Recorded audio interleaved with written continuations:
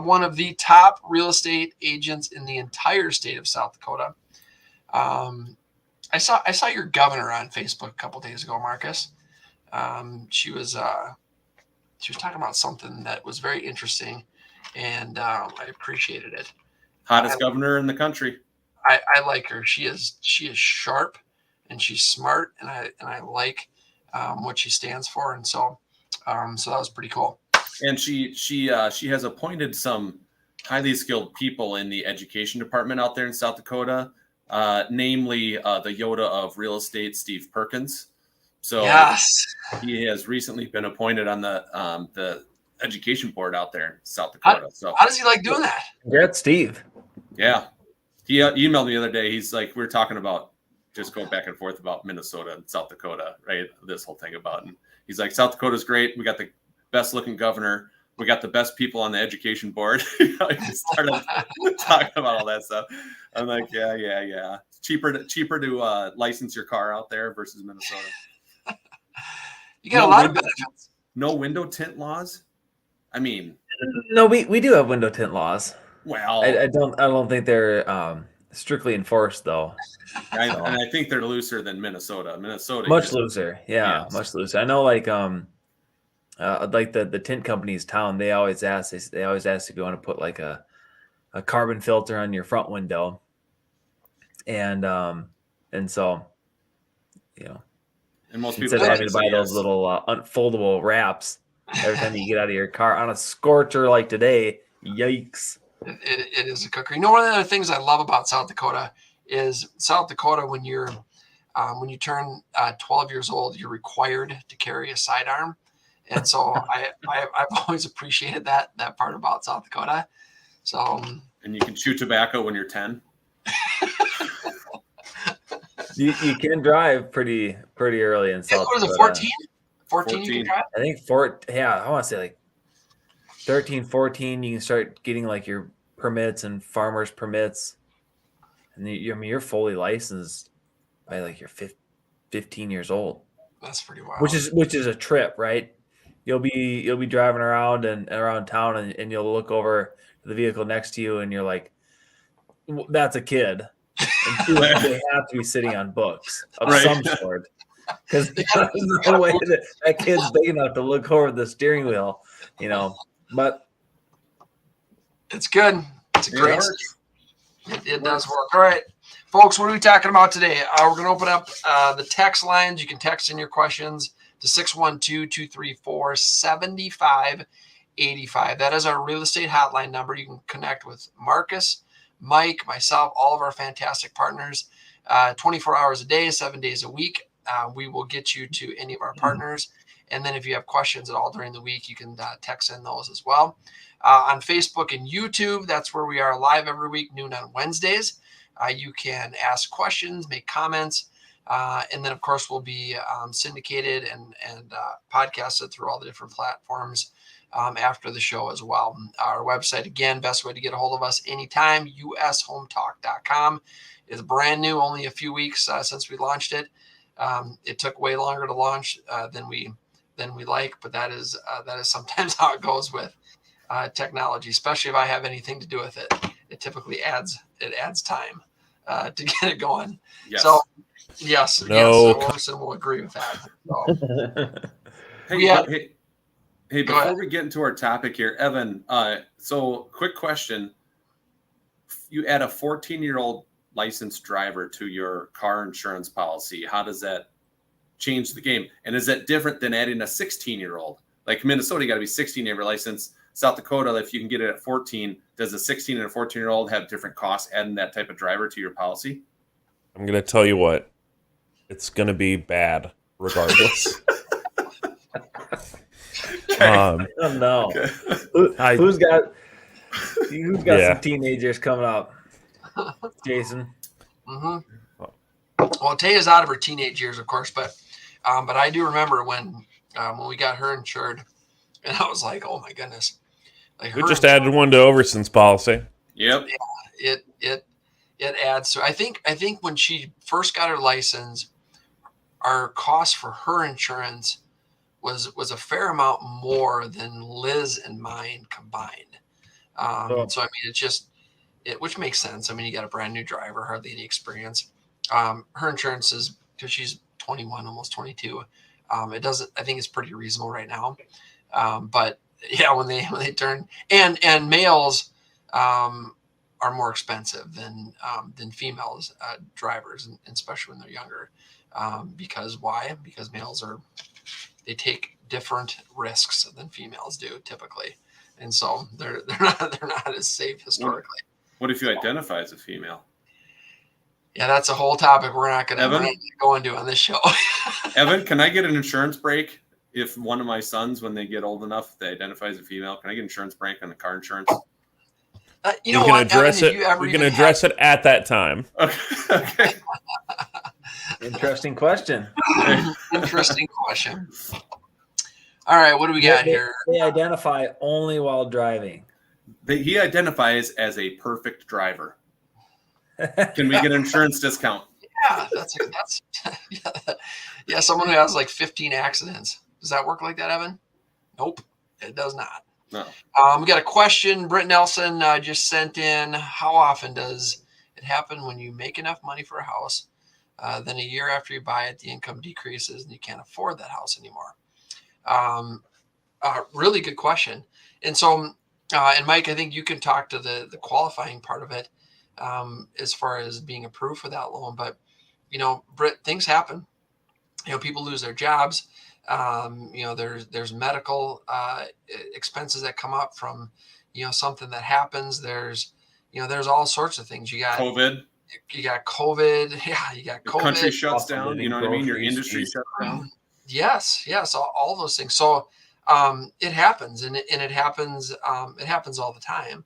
And so we work and have worked with so many homeowners over the years that have found themselves in some type of a distress situation, either because of something they did or no fault of their own. And so we've helped those homeowners navigate through those different situations. So whether you're talking about forbearances or loan modification with a mortgage company, or selling the property or doing some type of sale, we have a tremendous amount of experience in that area. But it happens. I mean, it happens all the time. Jobs change. Married couples get divorced. And so if a couple goes out and they buy a house together, and they qualified to buy that house based on dual income, both their incomes, and now they're breaking up or they're getting a divorce. Well, that changes the financial situation. It's unlikely that one of them is going to be able to stay and make those payments because they were approved based on both of their incomes. If there's anybody out there that is in some type of a distress situation, we'd love to talk to you, show you what your options are. We've got a tremendous amount of experience in that area, and what I've learned over the years, and Marcus and Mike, I think you guys have as well. Most of those folks that are in that situation, they don't know all of the options that they have. And there are a lot of options when you're talking about the loan and the mortgage company. And that's our job to present all of those to you and then help you navigate through that and come out positive on the end. And sometimes that takes a few months, sometimes it takes a year or two to get through it all, but we want to just get you back on your feet and get you back in a good spot as quickly as we can. So, but great question. Really great question. One thing that I will say is that most mortgage companies do not want to foreclose on people. Mm-hmm. That typically is the last option that they want to go through. Foreclosures are expensive. They take a lot of time. They would rather work with you to come up with a solution to keep you in the house versus foreclose on you. So don't wait, right? Don't wait until you've used up all your savings to make your payments. Don't wait until it's like, well, I used my last bit of money here to make this payment, and then wait till you haven't made a payment for 2 months and then call them. As soon as you see the writing on the wall of, hey, we're heading towards not going to be able to make this payment, you want to call them and you want to see if you can work something out. Because like I said, they will be more willing to work with you early in the process if you see the writing on the wall, and they don't want to foreclose on you. They want to be able to come up with a solution to keep you there. Yeah, absolutely, Mike. Banks do not want to. Traditional banks do not want to own real estate. They don't want to foreclose. They want to try to work it out. I saw a mortgage guy. I can't remember who it was. This was a couple weeks ago, and he had posted something. He had just helped a client of his that was in a distressed situation. Someone had lost their job. They weren't able to make the payments any longer, and so he was able to. I don't know if he facilitated or if he was just a part of it, but FHA, it was an FHA loan. They modified the loan, so they restructured it into a 40-year mortgage, and I think they were able to keep a rate because they had bought it a couple of years ago, keep the rate of like 3.25 or something in that nature. So again, an example of who's holding that mortgage, where they want to try to figure it out, and in that case, it dropped the payment for this client down. It was like $600 a month, went from 3,200 to, I don't know, it was like 2,400 or something like that. So that was an example of working it out. The sooner you have those conversations with the mortgage company or with us, because we can help talk you through those things as well, give you examples of folks that we've worked with, the more options that you're going to have. So on May 5th of this year, May 5th of 2023, FHA came out and said that for struggling homeowners, if you meet certain criteria, they will allow loan servicers to basically automatically change their loan term to a 40-year to make it more affordable for them. So that was something that FHA literally just came out with of, hey, loan servicer, we'll just let you do this. You don't even have to contact us. You can just do this if these borrowers meet the certain criteria. Before it would be this whole negotiation. Tell us your story. Tell us this and that. Go to FHA. Will they allow it? It's the back and forth. They kind of just said, look, we're just going to do a 40-year term. Here's the conditions these borrowers need to meet. It's up to you guys to make sure they meet those conditions. If so, change it to a 40-year, make it more affordable. Boom. Yep. And so there's options out there. So, and part of our job is to find out what all those options are and get them over to you. Great question. We appreciate that, folks. Any questions that you have, just in the comment section on Facebook. Of course, we're live on Facebook and YouTube every Wednesday at noon. Questions, comments on there is great. You can also text us in any questions or comments that you might have. Our real estate hotline number and show number is 612-234-7585. That number is available 24/7 to connect with any of us and all of our fantastic partners. Any questions related to real estate, anything and everything real estate related, buying, selling, financing, refinancing, insurance questions. We've got the great insurance guru, Evan Little, is with us every week. He is not only our producer, who, because of Evan, we're able to do this show every Wednesday. And I think it was a few weeks ago, Evan was not available. I was going to attempt to do it. Decided that was a bad decision. So we appreciate Evan being here every week and making sure this thing goes pretty well. So, all right, today's topic. It's hot, folks. It's hot. So I think we are on pace to have the hottest summer on record in Minnesota. The month of June. Yeah, we really? are.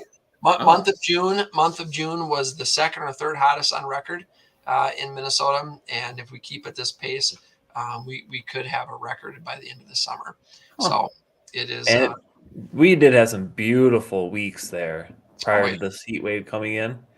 Man, it seemed like there was like a 10-day stretch where it was quite pleasant. Yeah, like I thought we were getting spoiled there. I was seeing like Arizona was hitting. Arizona has hit like 110 or higher for like 35 or 36 straight days now. Oh my goodness.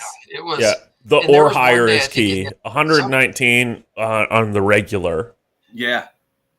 I mean, there was a chance they were predicting that they might hit 130 for a couple of those days. I don't think they got to 130, but they said there's a chance that they hit 130 down there. Someone was at 123 degrees. It's so crazy. Us Northerners, we hit 90 and we're like, oh. Yeah, but the humidity down there. So, Mary Ann was in town helping us out, the kids and stuff. So they have a place in Sun Lakes, Arizona, which is about 45 minutes south of Phoenix. right? So she was looking last night at 10 o'clock. It was still 104 degrees in Sun Lakes, but the humidity was 17%. The humidity up here was 77%. So that humidity, I don't know how much, obviously it's a factor, right? But how many degrees does that humidity make up? Yeah. You know, a dry 104 is probably more comfortable than a wet, sticky, 86. I'm No? gonna have to fact check that theory, Overson. I think if you Yahoo that and see what happens, I think more people would take a 104 and dry versus a 86 and sticky. So my I wife, agree with that, Mike. you agree with that? Yeah. It's the gosh darn humidity. anything above 80 is too hot for me. My wife loves this weather. So we went walking out to lunch yesterday, and it's 95 degrees or whatever. She's like, "Oh, it's so nice out. I love this." And I'm just going, I'm like melting, So Well, I'm guessing if she landscaped for a living, that might change. I'm guessing that would probably change that theory of she likes this weather. Any When I outdoor, put in a sprinkler system at Jason's house that summer. Yeah, I remember that. Yeah. Yes. Doing some work. The install. That was you guys did a good job. The neighbors were questioning the way that we were installing the company uniforms. The company uniforms were in question. Yeah. Or lack of, right? All right, guys. How do we save on air conditioning costs? A lot of the stuff is we've talked about in the past, but it certainly is relevant this week because it's so hot. Number one thing we can do, plant trees. And these are, big leafy trees around the house. The majority of the heat that comes into your house is coming in from direct sun impact to the windows, the roof, and the siding. And so if you have shade trees around your house, it's gonna cool your house. It's gonna make your house a lot cooler. I mean, we can, we know that when we're outside and it's 95 degrees, if you're standing in the sun or if you're standing in the shade, it feels about 20 degrees difference. I mean, it's a big difference from shade to sun. And so, that's one of the things you can do to keep your house cooler, to cool down the temperature in the house, is to have those big leafy trees surrounding your house. And then, of course, you got to keep an eye on it because you don't want to get too close to the house, because then you'll have some potential damages there. But shade trees around your house is a great way to help cool down and decrease your AC costs. The nurseries are going to help you kind of find the right kind of species too, like what type of soil you have, where you are. I'm forgetting the zone that you're in terms of soil and temperature, and then they'll also kind of give you the heads up too. I know the autumn blaze, right? I mean, that seems to be autumn blaze maples are new construction homeowners, go-to tree. They're beautiful in the fall. They're big and they have a dense canopy, but they also can grow 40 feet wide in diameter. So it's like, okay, well, you probably don't want to put that tree 10 feet away from your house because and they're fast growing too. So it's like you're going to have a problem sooner than later. So just ask the experts at the nursery, and they'll kind of give you some good ideas on which trees to choose from. Absolutely, folks. We love comments, questions. You can in the comment section on our Facebook page and YouTube page, you can ask those questions, anything and everything real estate related. We're live every Wednesday at noon. Our website is phenomenal, ushometalk.com. And then you can also text in your questions to our real estate hotline number, which is 612-234-7585. That is our 24-hour real estate hotline number that connects you directly with myself, Marcus, or Mike, and all of our fantastic show partners. But we do appreciate however you're tuning in, whether it's live or later in the week via the streaming platforms that we're syndicated with. So we're talking about AC costs and how to save on some AC costs this summer. Number two, close the windows. I think that, at times it's tempting, maybe when the sun goes down, to open up the windows and or early in the morning have those windows open. But depending on the humidity level, it's may not be helping cool down your house. So close the windows. I think that depending on your heat tolerance, Mike, what do you keep your temperature at your house? Like 72, 73. Yeah. Actually, Marcus? probably more. I think 74 is what we keep it at. Yeah. But We have kind of a schedule. Usually right around like, I think it's like 7 a.m.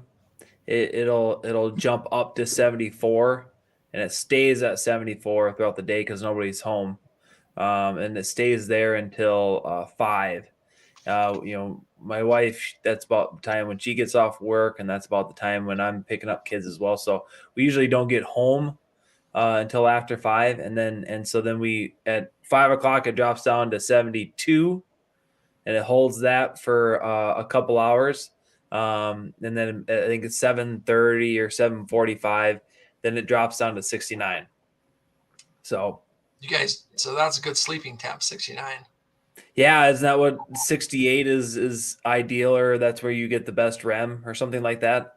So we do try to, and we got a couple bodies in the house that run hot. They're just hot bods, and I'm not one of them. But I don't mind a cold house either. I can grab another blanket. And I enjoy this kind of this awkward heat too. It does feel good to feel those extremes sometimes. It gives you a reminder of like, hey, 80s is really nice, Yeah. really nice. Yeah. Usually you don't get that feeling unless you dip into the hundreds for a couple days. So Yeah, for sure. And when you're talking about your windows, keep the shades closed. And so we have our house is pretty much south facing, so the whole front of the house is, for the majority of the day is pretty baked on. And so if one of our kids, opens the shades and opens up the blinds, you can tell that their room gets warm fast. And so one of that direct sunlight, if you can prevent that from coming in the house through blinds and shades, that'll definitely help with your AC costs. The next one is flip the switch. And Marcus, that's talking about exactly what you guys do. You have your temperatures on a schedule. You've got a time thermostat. So, it's a certain temp during the day when you guys are probably not there. When you're, maybe your dinner hours, it's at a certain temp, and then it automatically goes. I mean, that's a big deal as well. I got an email today from the electric company that was recommending that I change the temperature to 78 degrees today and tomorrow. Oh, they called you, huh? Well, they emailed. It was an email. But today and tomorrow between 4 and 8 p.m. that I needed to move my temperature to 78 degrees in the house. So I can tell you that that's not going to happen, but I appreciate the recommendation. So they're probably worrying about like blackouts. I feel like was it during that ice storm in Texas? Was it, or maybe a heat wave in Texas last year, a couple years ago, and they were drawing so much power, and there was like power stations that had redirected their electricity down there. Yeah. And I remember, there was talks of like some areas in South Dakota that were going to have blackouts because they were overloaded during that. I wish I could remember what that event was, but interesting about your utility company. I did grab my monthly bill and just looking at, I don't quite understand the details of it. They talk about the kilowatts per hours and kilowatt hours, and all I know is it's expensive. I know that. Yeah. Yep, it is. Energy costs are up for sure. So that's one thing you can do. Run fans, guys. Fans are fantastic. So whether it's your ceiling fan that's going to move air around quite a bit, they recommend that on your second floors or your upper levels on your home to use the ceiling fans more, just to move that air around. And then and then just whether it's a little tabletop fan or you've got the fans that are in the house that are circulating air. Fans make a huge difference, and you can relate to that when you're outside and there's a little bit of a breeze. even if it is 90 degrees out, if you've got that little bit of air movement, it certainly feels a lot better. Plus we like the noise anyway. It helps everyone sleep better. Like, Jason, question for you guys. I don't know if you've had this conversation with your HVAC specialist for your specific homes or maybe for your clients' homes. But a lot of the thermostats, they have a setting and they have the auto for the fan, and then they just have the on. Yep. Now I've had HVAC professionals say that to leave it on, that means it's just continuously circulating the air throughout the house. That can actually help reduce your utility costs because of that concept of just keeping the air moving. But I was wondering maybe if you guys have heard of anybody say otherwise. Maybe the auto is the right approach to do it, or the on approach. I've always just had it on. Always, it always runs.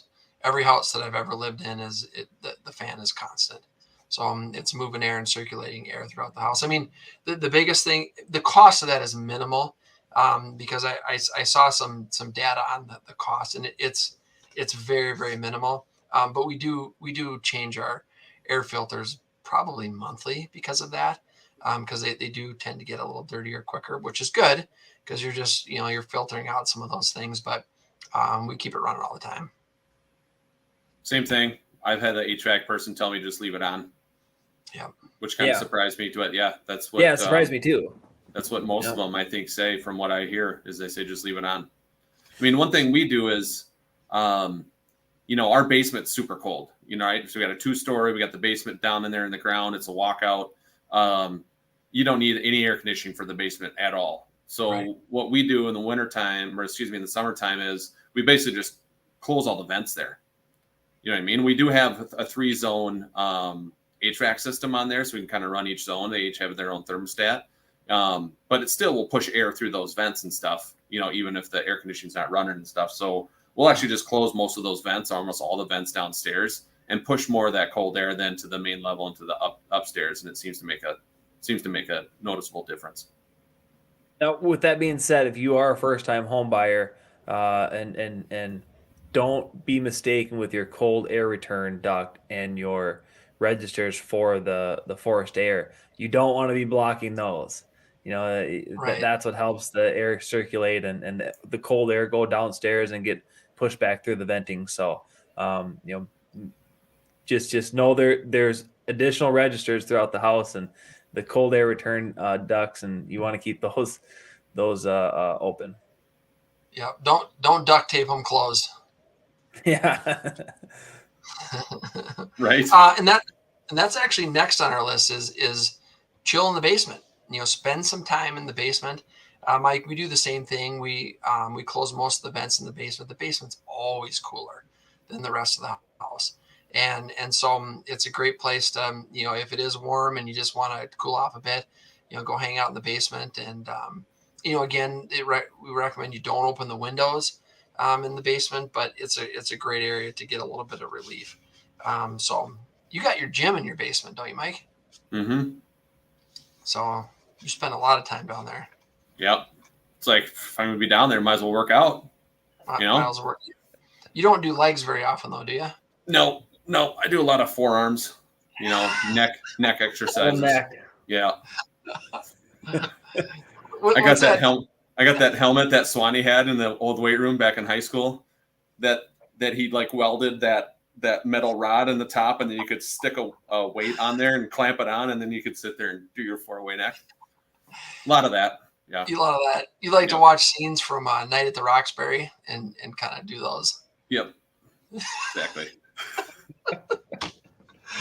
All right. Jason, on the HVAC, do you have air filters on your list?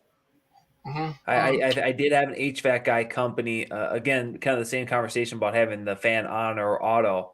And he just said, hey, if nobody has any type of allergies or you guys don't have any concerns about, filtering out, microorganisms, don't buy the super expensive air filters.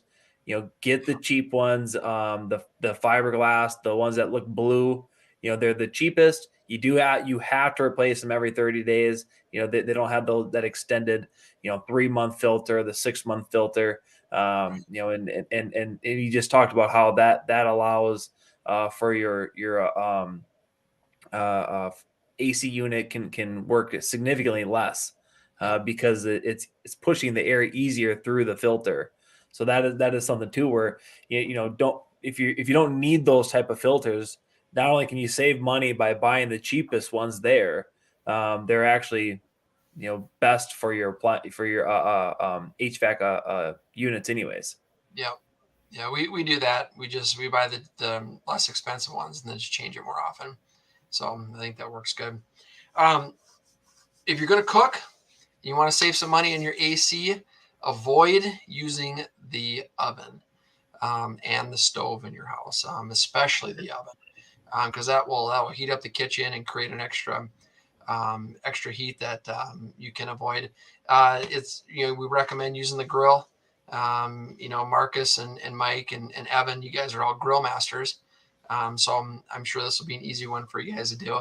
But just, anything that creates heat, especially the oven and the stove, try to avoid when it's super hot. And with this hot, can't you just go find some black metal outside and slap your steaks right on top of it? Should be hot enough to cook them. Yeah, you definitely do that. Have you ever done that? Have you ever tried to fry an egg on a driveway or an asphalt or anything? I haven't. No, I haven't either. I think I'm gonna try it this week.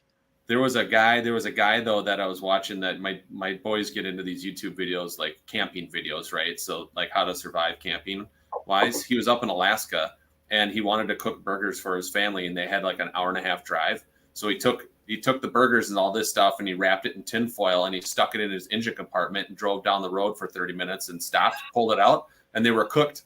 Grab the buns, grab the ketchup. We got burgers made right on your engine, baby. I love it. I was like, that's genius. That is genius. So not a smoked flavor, but exhaust flavor? A little, petroleum. Little petroleum infused. What is petroleum that? Infused burgers. 82 mercury? That's is that synthetic? Oh no, it's E85. It tastes like corn. Oh, there you go. There you go. A little grainy. All right, folks. Any comments or questions? We'd love to hear from you during the show. In the comment section on Facebook and YouTube, you can go ahead and ask those. You can reach out to us anytime during the week, which is ushometalk.com. We do have our real estate hotline number, which is a 24/7 real estate hotline number. It's a 612-234-7585. Best way to get hold of us anytime during the week is the hotline number or our website, ushometalk.com. We're talking about saving on AC costs. What else can we do? Important to maintain or replace your AC unit. Is when you're talking about maintenance items for your AC unit, the number one, which is missed by so many homeowners, is you've got to clean the unit. You've got to clean the outside of that AC unit. And so, whether you've got some trees or you've got some, whatever's going on, dust will accumulate around the outside of the unit. And you've got to clean that off, folks. If you don't, your AC unit will not last as long. It will not perform as well. And that's easy to do. AC unit is off. You come out with a sprayer and maybe you got to take the cover off and you spray all that off, make sure it's clean. And if the AC is going bad, then you just might have to replace it. But maintaining or replacing your AC unit, very important ways to save on your energy costs, because the new AC units, they run a lot more efficiently than the older ones do.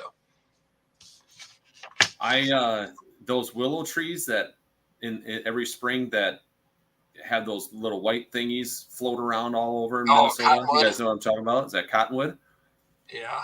I literally last summer, I remember like it was yesterday. Last summer, I went back later than I normally do. Usually I clean it once a year, right? I uncover the air conditioner in the spring, and then wait a little bit and then clean that thing off. I did it like mid-July last year or something, and I literally peeled the blanket off of those fins. It was so thick on there. I looked at this. I'm like, I don't even know how this thing is even working anymore, to be honest with you. I literally peeled that off and I could have used it for a winter blanket and stayed plenty warm. It's like, it was crazy how much built up on there. So it's a very important step. Don't forget about it because that, I mean, it's a huge thing. Huge thing. Let the humidity kind of dictate your cooling settings. So we talked about this in the beginning of the show. If it's less humid, so if you've got drier air outside, which I feel like doesn't happen very often in Minnesota or South Dakota, it's not always about the temperature, but you have to calculate what the humidity is. If it's more humid, it's going to feel hotter, and that can help regulate, and you can determine your settings on where you want them to be. So dry heat is better than Minnesota and South Dakota heat, I think at times. And then our last one, which I think, this one comes right out of Overson's book. You just jump in the shower, go cool off. You're hot in the house and you want to cool down. Take a bath, jump in the shower, turn on the sprinkler outside. It was funny because I think it was Sunday. Sunday was also super hot. And so there's something going on in my backyard, and because there's a big spot that was brown or browner than the rest of the grass. And I'm thinking, what is going on here? So I turned the irrigation system on in the back. I go back there, I'm going to figure this out. Well, yeah, sure enough, I had, some vegetation growing up and was completely clobbering preventing one of the sprinkler heads to do anything. So I went back there, and of course I didn't turn it off when I was working on it.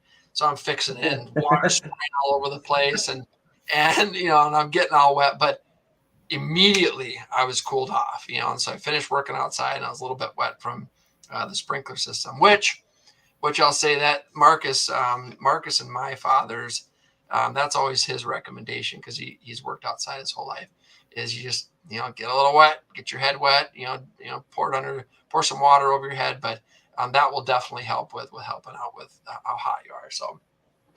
Well, I just kind of have like an unwritten rule for myself. I always hop in the shower at least once a week, whether I need it or not, because it's just a good rule to live by. So that is good. So you'll be, I bet your wife appreciates that once a week like that. Yeah, absolutely. Yeah. There's kind of like the ice bath phenomenon right now, being sold on the commercial level, or the consumer level.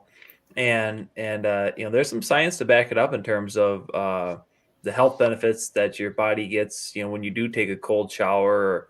Obviously if you could do a cold bath, that'd be even better, but some endorphins get released, and inflammation happens, and to reduce that.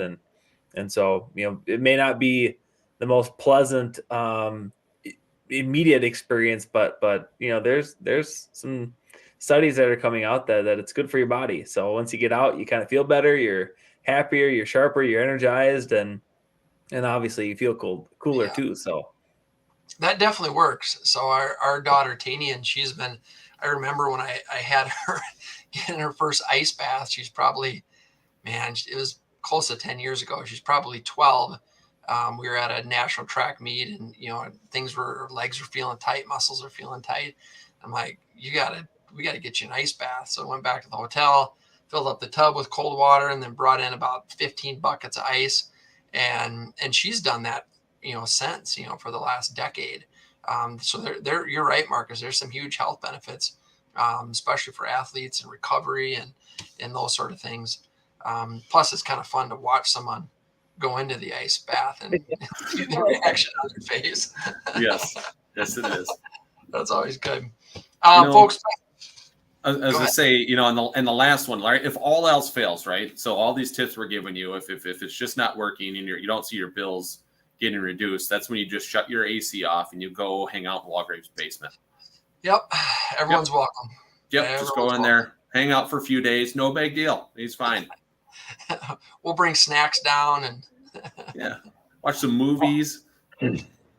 All jokes aside, though, I think, with these next couple of days, it is going to be very hot.